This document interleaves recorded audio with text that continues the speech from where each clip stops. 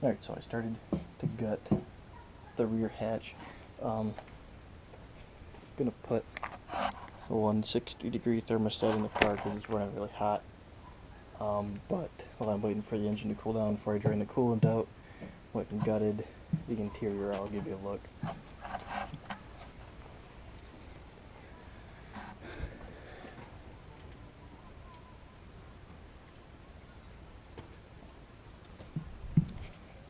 So I cut, actually I can show you the pieces. I cut off the back trim. I wanted to keep my back speakers, so I just cut along the edge right there, as you can see, on both sides, and I removed all the insulation and the sound deadening crap from in there. And then I removed this metal bracket so the seats lay back really far, as you can see.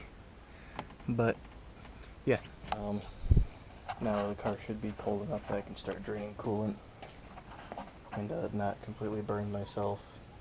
And then start putting the thermostat in. The thermostat is right here, so I can just undo these hose clamps and take these hoses off, drain the coolant out before I do that, obviously, and then I should be able to get to it pretty easy. So I'm going to start taking hoses off and start getting this thermostat in. So there's what my coolant looked like. No wonder I was having problems overheating. That stuff is brown and nasty. You can hear it still slowly draining in there. I'm going to wait for it to get done. Kind of missed a little bit, but we're inside a shed and we got a rug we can lay over top of it, so it's not a big deal. So yeah, that is not good. So I'm going to just put water in it for now, and then later on I'll put actual antifreeze in it after I run water through it a few times. But nice thing is, with water being in it, I can drain it right down to the ground because it's just water and not have to worry about catching it as much as I can.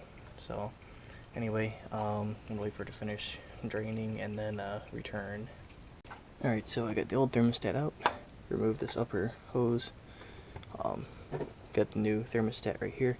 Just realized I got the wrong thermostat gasket for it, which isn't a big deal. I'm just going to put it together without a gasket for now, and it shouldn't leak too bad, and it's just going to be water in there for now, so it's not like it's going to hurt anything if it leaks a little bit.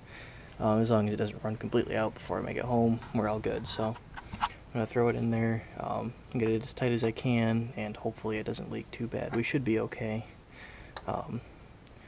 It shouldn't leak too bad, especially with the lower temperature going on there. It shouldn't build up too much pressure. So I'm going to get in there and start bolting stuff together and see how bad it leaks.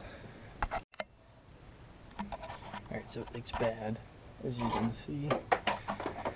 There's water all over in there, so I'm going to have to figure something. I do have some make a gasket stuff in my house, so I'll probably just get that and use it, and it should work fine. So I'm going to do that, and hopefully it doesn't leak.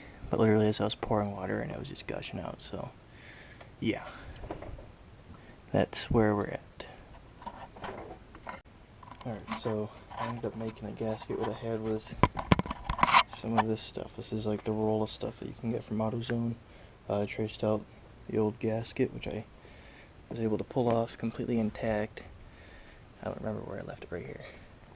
So we'll take this, trace it onto this, cut it out, and there it is right there. So I'm gonna see if that worked. Hopefully it does, because I got everything all put together in there. But yeah, you can get all of this stuff. It was like 10 bucks, I think.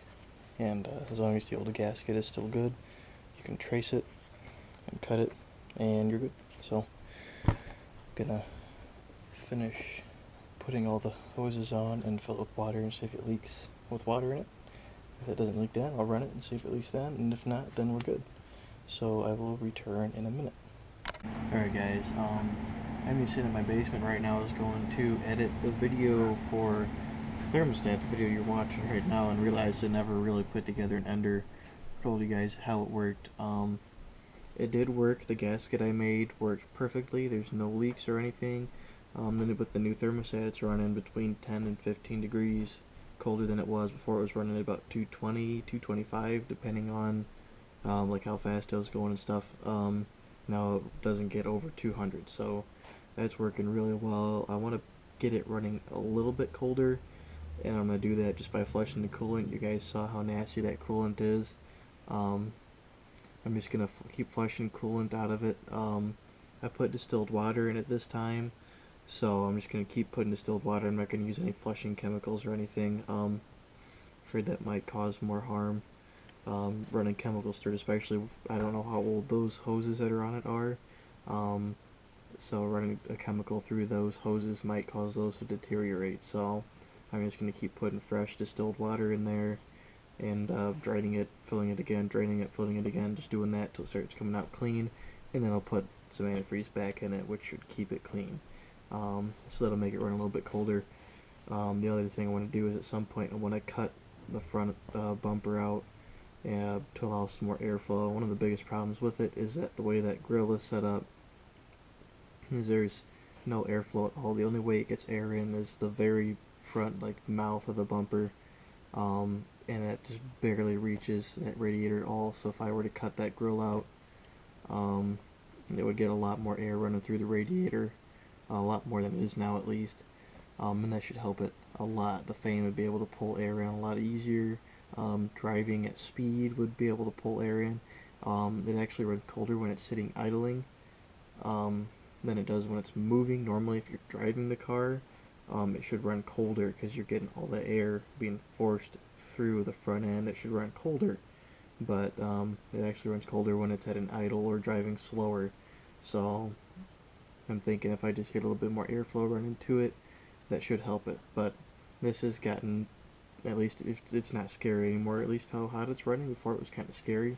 I was worried it was going to damage something running it that warm. So it's to where it is safe to drive at least now.